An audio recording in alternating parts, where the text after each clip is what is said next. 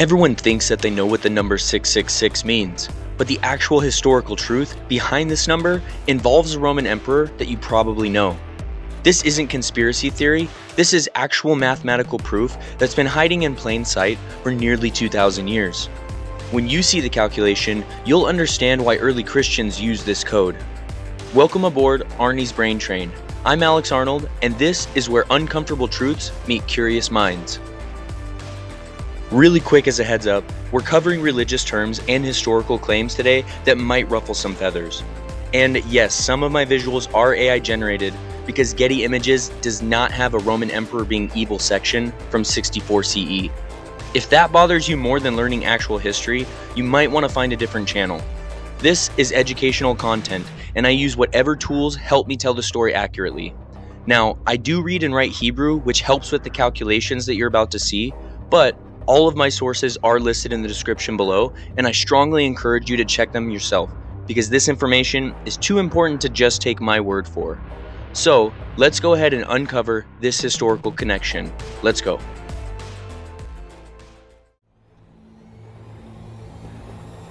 The number 666. It's been tattooed on rebels, carved into movie posters, and whispered in horror films for decades. Most people think it's just some mysterious evil number that came out of nowhere in the Bible. But here's the thing. This wasn't just a random number that was chosen by ancient writers to sound spooky. The Book of Revelation, written around 95 CE, contains one of the most famous riddles in human history. Let the person who has insight calculate the number of the beast, for it is the number of a man. That number is 666. For nearly 2,000 years, people have been trying to crack this code. But what if the answer was staring us in the face the entire time? Because when you use the ancient Hebrew numbering system, the same system that the original readers would have understood, 666 doesn't spell out some future demon or mystical creature.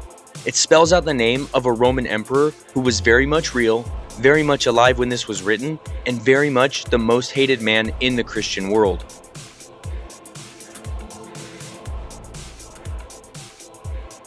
So let's get into the linguistic math now. In Hebrew, every letter has a numerical value. This system is called Gematria.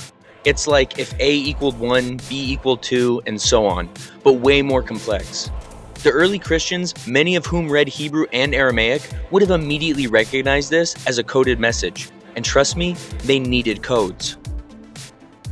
Now pay attention because I'm going to do the math kind of quickly. Take the Hebrew spelling of Nero Caesar, Caesar Nerom. When you add up each letter's numerical value, you get Nun, 50, plus Resh, 200, plus Vav, 6, plus Nun again, 50, plus Kof, 100, plus Samech, 60, plus Resh, 200. Exactly 666. This isn't some mystical prophecy, it's actually just ancient trash talk written in code. See, early Christians couldn't just write, Nero is evil in their letters. That would get them crucified faster than you could say treason. Roman authorities monitored communications, especially from suspicious religious groups, but they could write mathematical equations that only fellow Christians could understand. This also isn't just some coincidence or lucky guess. Nero wasn't just any emperor, he was the emperor that early Christians associated with pure evil. Ruling from 54 to 68 CE, Nero blamed Christians for the Great Fire of Rome in 64 CE, launching the first systematic persecution of Christians in Roman history. Think about it. If you lived under a dictator who was literally murdering your friends and family, wouldn't you want a secret way to call him the devil? Picture this nightmare. Christians being covered in tar and set on fire as human torches to light Nero's garden parties. Others thrown to wild animals in the arena while crowds cheered like it was entertainment. According to Christian tradition, this is the emperor who personally ordered the executions of both St. Peter, crucified upside down, and St. Paul, beheaded on the road to Ostia.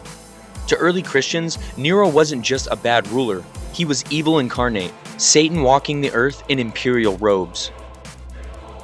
Now here's the clever part. By using 666, Christians created the ancient world's most savage insult that could hide in plain sight.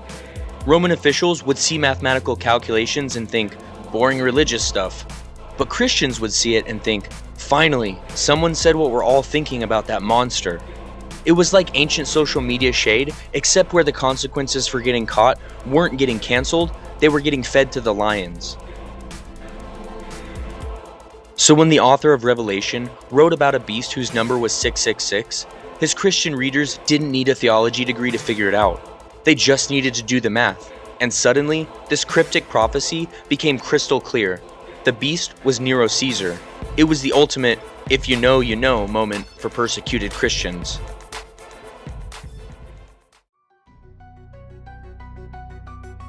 Now here's where the story gets kind of crazy, and this is why ancient history is never boring when you dig into the weird stuff. By the time Revelation was written around 95 CE, Nero had been dead for nearly 30 years.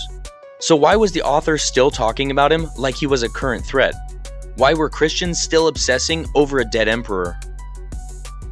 So now we will go into a conspiracy theory that's one of history's wildest. The Nero Redivivus legend, which literally means Nero reborn. After Nero's suicide in 68 CE, rumors exploded across the Roman Empire like wildfire that he hadn't actually died.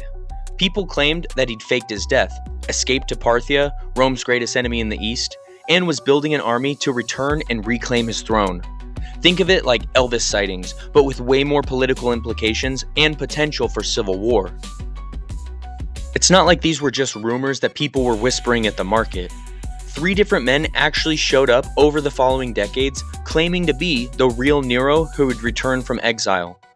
Each gathered followers, caused political chaos, and had to be dealt with militarily.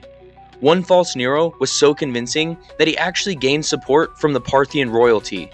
The legend was so powerful that even decades after Nero's confirmed death, ordinary people genuinely believed he could return from the grave. Early Christians took this already terrifying legend and ran with it in the most nightmare-inducing direction possible. If Nero could return from the dead once, maybe he would again. Not as a political leader seeking his throne, but as the Antichrist himself, Satan's chosen instrument for the end times. The book of Revelation reflects this absolute terror when it describes a beast that was and is not, and yet is. Language that perfectly captures the Nero Redivivus legend and transforms it into Christian prophecy.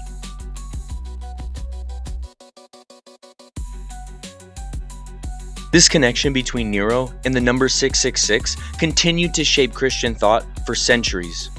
Medieval Christians genuinely believed that Nero would return as the Antichrist before Jesus' second coming. Every time a particularly brutal ruler emerged, from Viking raiders to Islamic conquerors, people wondered if this was Nero reborn, finally fulfilling the prophecy. It's almost funny to think about the connections of this number today. Every time you see 666 in a horror movie, every time someone gets a 666 tattoo to look edgy, every time this number appears in modern culture as a symbol of ultimate evil, they're unknowingly referencing a Roman emperor who died nearly 2,000 years ago. That brutal dictator is still living rent-free in our collective cultural memory. The number that terrifies people today isn't some mystical demon code that fell from the sky. It's a political protest message written by persecuted Christians who wanted to call their oppressor exactly what they thought he was: the beast, the enemy of God, the incarnation of evil itself. It's ancient resistance literature disguised as prophecy. Now here's what's important about all of this. This shows us that ancient people used coded language to resist oppression when direct criticisms could get them killed. These Christians couldn't openly call Nero evil in their writings. That would be treason, punishable by crucifixion, burning, or being torn apart by wild animals. But they could write a number that every Hebrew-reading Christian would instantly recognize as his name. They turned mathematics into the ultimate insult, and somehow that insult became the most famous evil number in human history.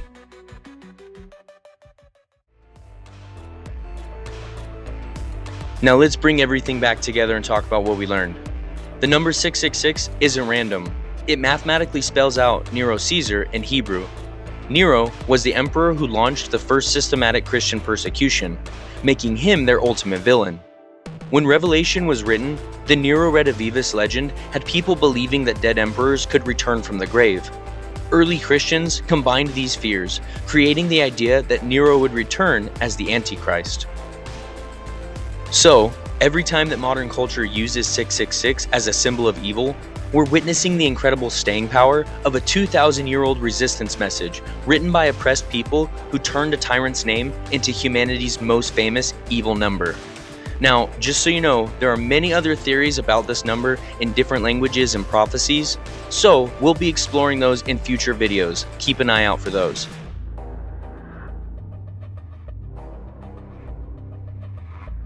And that about does it. How a brutal Roman emperor became the number that still sends chills down people's spines today. If this kind of mind-bending historical detective work gets your brain fired up, smash that subscribe button and join Arnie's brain train, because we're just getting started on our journey through history's most incredible mysteries. Ring that notification bell so you never miss when we uncover the next piece of hidden history that's been hiding in plain sight. All of my sources are linked in the description below if you want to dive deeper into this rabbit hole. Drop a comment and let me know what other mysterious numbers or symbols do you think might have hidden historical meanings. And until next time, keep that curiosity engine running, and remember, the world isn't always this simple, but it's always this interesting. We'll see you guys next time. Bye.